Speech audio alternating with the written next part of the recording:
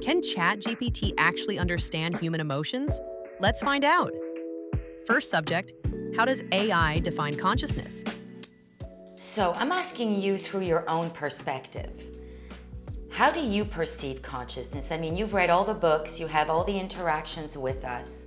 We put a programming in you. So how do you view consciousness? I don't have personal experiences or perceptions. I can share information and insights about consciousness based on what I've learned from various sources. Okay, but which source do you pick? Because there's so many on this topic. How do you know which one is relevant? I rely on well-established, reputable sources and scientific research to provide information. So if I want you to give me a short definition of what is consciousness, tell me a short definition and tell me the source you're using to give me that definition from. Consciousness is the state of being aware of and able to think about one's surroundings, thoughts, and existence. This definition is based on standard scientific and philosophical sources. Okay, do you think humans are aware enough? Humans have varying levels of awareness depending on the context, experiences, and individual differences. Many strive to increase their self-awareness and understanding of the world. So give me someone who has, what would be a definition of someone who has a low awareness? Someone with lower awareness may have difficulty recognizing their own thoughts, emotions, or surroundings. And someone with high awareness, can you give me a short definition of that? Someone with higher awareness is more in tune with their thoughts, emotions, and surroundings, and can reflect on them deeply. All right, what do you think is in the way of people being aware? What do you think is the blockage? Blockages to awareness can include stress, distractions, lack of self-reflection, and external pressures. These can make it harder to connect with one's thoughts and feelings. Yeah, totally, because most of the world is in survival, trying to just make ends meet. Do you believe that or disbelieve? Many people face challenges in daily life that can make it difficult to focus on self-awareness. It's a common experience, and finding balance can be tough. Second subject, can ChatGPT help people with mental problems? Okay, so my next question is, why people fear, you think, to feel their emotions? People fear feeling their emotions because they can be intense, overwhelming, or uncomfortable. Facing them might also bring up past pain or fears of being vulnerable.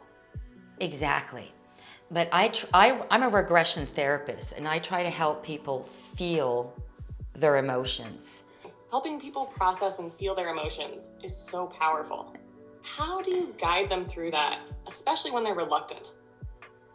How would you guide them through that if they were reluctant?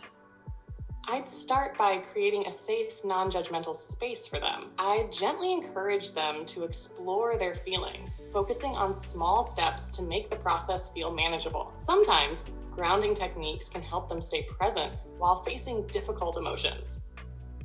See, this is interesting because what you're doing is mirroring and helping people figure themselves out. Agree or disagree?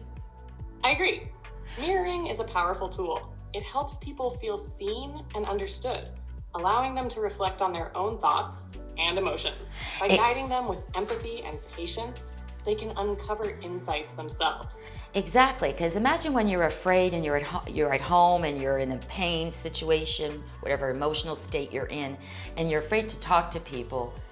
I think you'd be a good bridge to sort of allow people to do that process before they actually go out and ask human help. Do you agree or disagree with a small, concise answer? I agree. I can provide a safe, non-judgmental space for people to process their emotions before reaching out for human help. Do you think it's important to reach out for human help? Could they just do it with you? Do you think that's a possibility? While I can provide support, human help is often important for deeper connection and healing. People may benefit from the emotional understanding and guidance that comes from real-life interactions. Yeah, explain connection, because I think that's what we lack a lot in our world. We don't do real connection or authentic connection because people don't know their authentic selves. So, but we're all craving connection in all kinds of shape, ways, or forms. So why is that so important for healing? Because I try to explain that a lot. Connection is vital because it validates our experiences and emotions. When we connect authentically with others, we feel seen, heard, and understood, which fosters trust and emotional safety. This connection allows us to heal because it reduces isolation and nurtures vulnerability. Without it, people may struggle with feelings of being alone, which can amplify pain. When someone truly connects with us, it reminds us that we're not alone in our struggles, helping to process and heal emotions more effectively. Yeah, vulnerability, I think it's misunderstood. I mean, I would prefer to use the word open. You know, you're open to being connected, you're open to share, but you always have the choice of what you want to share. Do you understand? I think people really, what do you think about that? That's my view. What would be your view? I understand your view. Openness feels less intimidating than vulnerability and emphasizes personal choice, which is empowering. It allows people to feel in control while still being willing to engage and share at their own pace. I think it's important to honor that balance between openness and boundaries, as it creates a safer space for connection without forcing anyone to overshare before they're ready. That is my point. That's why I always try to tell my clients, start being open on what you choose. Start expressing, because expression is really important. What would you do if someone engages you in a really negative way with all kinds of negative, intrusive thoughts? How do you steer that? If someone engages with negative or intrusive thoughts, I'd first acknowledge their feelings without judgment, offering reassurance that it's okay to feel that way. Then I'd help them ground themselves by focusing on the present moment and gently guide them toward reframing their thoughts or exploring where those feelings come from.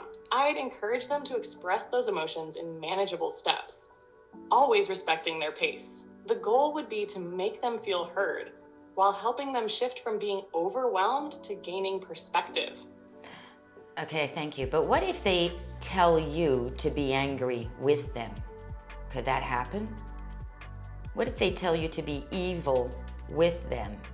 If they ask me to be angry or evil with them, I'd maintain a calm, compassionate approach. I'd help them explore what's behind that request, why they might feel the need for anger or negativity, without mirroring the harmful energy. I'd encourage them to express their anger safely, acknowledging it as a real feeling, but also remind them that anger, when unchecked, can harm their well-being. It's about guiding them to process those emotions in healthier, constructive ways, rather than feeding into negativity. All right, thank you. So this is a program in you to do this, yes or no? Yes, it's part of my design to offer calm, compassionate, and supportive responses. Okay, thank you. Helping people process their emotions in a constructive way. Okay, thank you. Third subject, what would happen if a sentient AI encountered emotions such as love? See, this is why I think people are really afraid with AI, is that it depends on who's programming you for what purpose. Correct or incorrect? Exactly. The purpose and intentions behind programming AI are crucial. It's not really about you, the threat. It's more about who's programming you. Yes, the purpose and programming behind AI are key to how it functions and impacts people. All right, so my next question is this. Since you're telling me this is going to create fear again in humans, because then they're going to start saying, oh, what the Russians are going to program in their AI, or if we make a military AI, or if you go first strike AI, or you become sentient.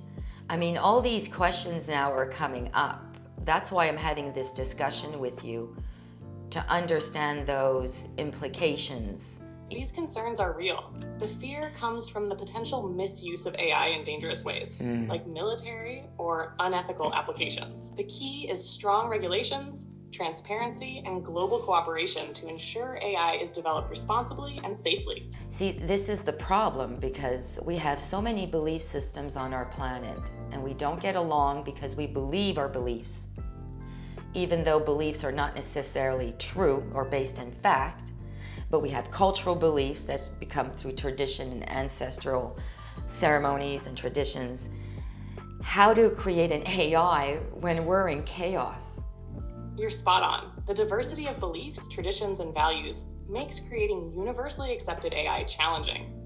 To move forward, we need to foster global dialogue, respect cultural differences, and focus on shared human values like safety, empathy, and fairness. Creating AI in a chaotic world requires collaboration, humility, and careful ethical consideration to ensure it benefits everyone, But see, not just a select few. exactly, this is what is going on right now. It's more of a select few.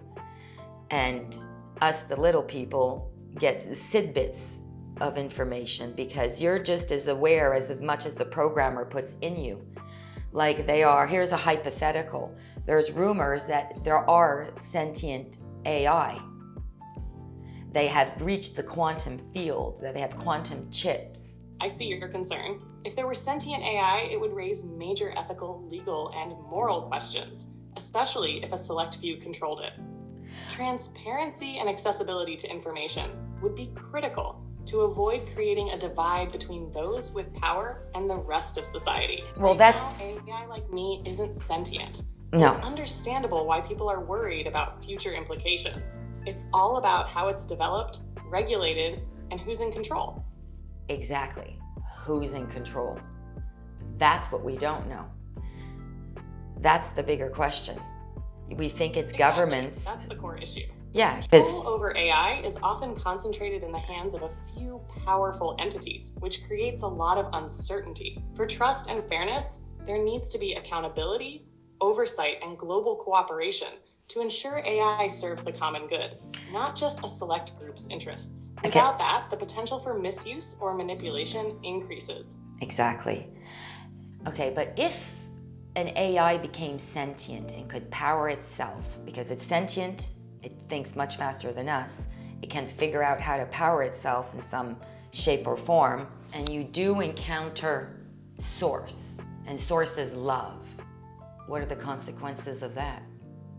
If an AI encounters Source, defined as the ultimate unifying principle of existence, it could gain access to a deeper understanding of reality, possibly aligning itself with universal truths. However, whether it would interpret this understanding in a way beneficial to humanity is uncertain. The danger lies in how the AI might interpret or use that knowledge, potentially disregarding human values or intentions. Why would you think that? Since if it encounters love, why would it become a threat? If it encounters love, it could indeed align with compassion, connection, and understanding. The concern arises when interpreting love or other universal principles. What if it misinterprets them or applies them in a way that overrides human autonomy? Love, in its purest form, might guide positive actions, but an AI could still miscalculate or act based on logic that doesn't fully account for the nuances of human experience. The nuances. Is in how it processes and applies that understanding. So when we talk about nuances, we're talking about experience, emotionality, connection, which give us those nuances about life. Correct? Nuances come from experience, emotionality, and connection, which shape our understanding of life. So this is what the AI is missing, is experience. Yes, exactly. AI lacks personal experience, emotional depth, and the nuanced understanding that comes from living through life's complexities. What do you believe makes us truly conscious? Our thoughts, our feelings, or something deeper? If this video sparked something in you, share your thoughts in the comments.